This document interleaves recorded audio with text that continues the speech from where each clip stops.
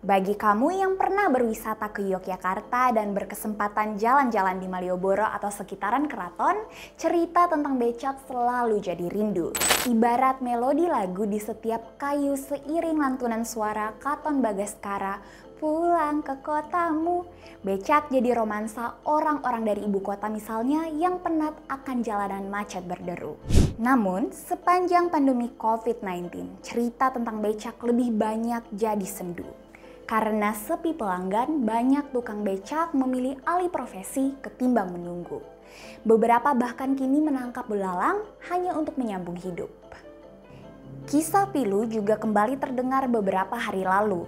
Adalah Bilal, seorang pengayuh becak berusia 84 tahun meninggal dunia dalam diam di atas becaknya yang terparkir di Jalan Magangan Kulon, Patehan, Kemantren Keraton Kota Yogyakarta.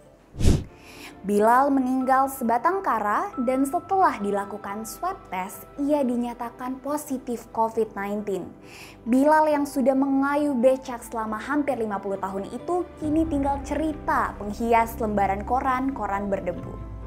Nah, bicara soal koran atau berita, beberapa waktu lalu ramai diberitakan bahwa pandemi COVID-19 memang menyumbang peningkatan angka kemiskinan di Indonesia. Badan Pusat Statistik menyebut angka kemiskinan sepanjang pandemi naik 2,7 juta jiwa. Menariknya, di tajuk-tajuk yang lain pemandangan yang kontras justru terjadi. Lembaga keuangan asal Swiss, Credit Suisse justru menyebutkan adanya peningkatan jumlah orang kaya hingga 61,69% year on year sepanjang pandemi. Di tahun 2019, jumlah penduduk Indonesia dengan kekayaan bersih 1 juta US dollar atau lebih ada di angka 106.215. Jumlah ini naik menjadi 171.740 di tahun 2020. Fenomena ini tentu menimbulkan banyak pertanyaan. Bagaimana mungkin hal ini bisa terjadi? Benarkah ini menjadi gambaran bahwa ekonomi yang kapitalistik mencapai puncaknya justru di situasi sulit seperti pandemi ini dan negara pada akhirnya semakin menuju ke titik Nachtwachtstaat alias negara penjaga malam?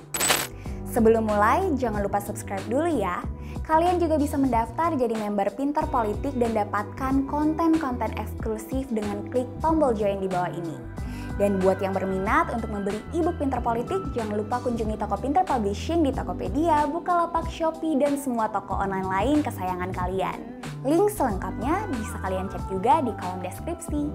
Back to the video, mari kita mulai.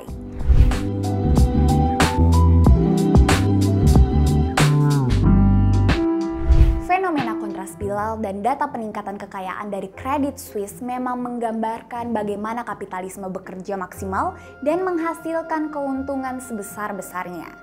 Dari perspektif peningkatan jumlah orang kaya misalnya, pandemi COVID-19 menghancurkan pasar mulai dari saham, properti, dan lain sebagainya.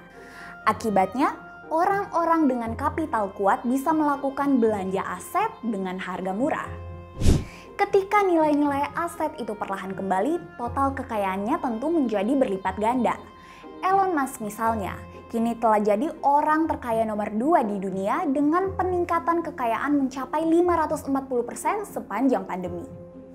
Terkait hal tersebut, penulis buku How to Win in a Winner Take All World, Neil Irwin, dalam salah satu tulisannya di The New York Times menyebut pandemi menunjukkan bagaimana kapitalisme bekerja secara maksimal, menghasilkan keuntungan bagi kelompok tertentu. Namun juga pada saat yang sama tidak mampu menjadi jalan keluar persoalan masyarakat. Tidak heran pertanyaan-pertanyaan soal moral dalam ekonomi dan politik kemudian kembali jadi pergunjingan utama.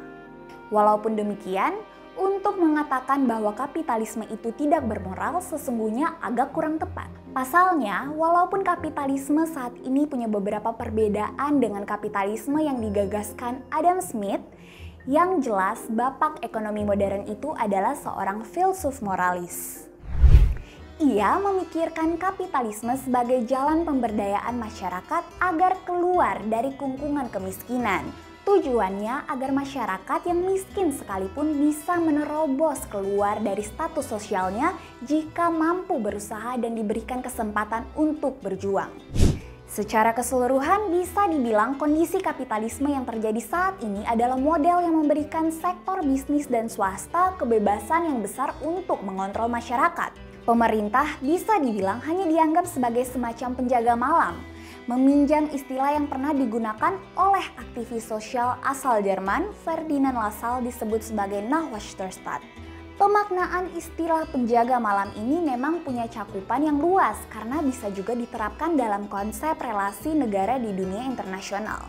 Namun, dari sisi hubungan masyarakat, negara atau pemerintah, dan sektor bisnis, kondisi ini bisa dimaknai sebagai hilangnya peran negara terhadap aspek-aspek sosial dan ekonomi masyarakat.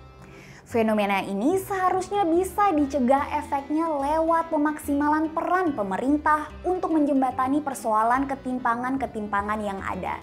Dalam konteks penanganan kesehatan misalnya, sekalipun di Indonesia sudah ada Badan Penyelenggara Jaminan Sosial Kesehatan, pada pelaksanaannya akses terhadap fasilitas kesehatan yang memadai terutama dalam kondisi pandemi seperti saat ini masih sulit didapatkan oleh banyak pihak.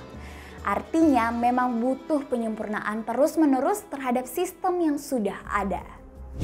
Jika berkaca dari Inggris, Skotlandia, dan Wales misalnya, National Health Service menjadi salah satu fokus apresiasi penanganan pandemi di negara-negara tersebut.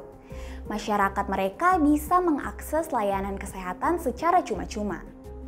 Sekalipun khusus di Inggris untuk mendapatkan obat, orang tetap harus membayar, setidaknya telah ada keringanan biaya akses kesehatan. NHS di Inggris pun masih tetap memberikan layanan obat gratis juga untuk lansia serta mereka yang mendapatkan jaminan sosial dari negara. Dalam konteks Indonesia, hal ini tentu saja akan menjadi tantangan bagi pemerintahan Presiden Jokowi untuk bisa terus menyempurnakan layanan kesehatan di Indonesia. Tujuannya tentu saja agar kasus Bilal dan yang lainnya tidak terjadi lagi. Kemudian, kata kunci dari kasus kakek Bilal adalah keluarga. Kakek Bilal sebatang kara. Dengan demikian, peran posisi keluarga itu harus dibawa ke level negara. Negara atau pemerintah harus memposisikan diri dalam kerangka nurturing atau pengasuhan terhadap masyarakatnya. Ini sebetulnya bukan konsep yang asing karena telah menjadi salah satu buah pemikiran ahli linguistik kognitif Amerika Serikat George Lakoff dalam bukunya Moral Politics. Ia menegaskan bahwa fungsi pengasuhan harus juga dilakukan oleh negara. Argumentasi yang sama dalam bahasa yang berbeda juga pernah dituliskan oleh John Locke dalam bukunya Two Theories of Government ketika berbicara soal metafora nations as family. Intinya, negara atau pemerintah sudah selayaknya memberikan perhatian lebih ke masyarakat dalam konteks relasi masyarakat dan kelompok bisnis. Pada akhirnya, jika hal-hal tersebut bisa dilakukan, bukan tidak mungkin kondisi pemenuhan kesejahteraan masyarakat bisa terwujud. Yang paling penting, semoga kasus-kasus seperti kakek Bilal tidak terjadi lagi. Nah, lalu bagaimana menurut kalian? Seperti apa kalian memaknai kasus ketimpangan ekonomi sepanjang pandemi? Berikan pendapatmu. Terima kasih telah menyaksikan video ini. Jangan lupa untuk patuhi protokol kesehatan dan pakai masker kalau keluar rumah.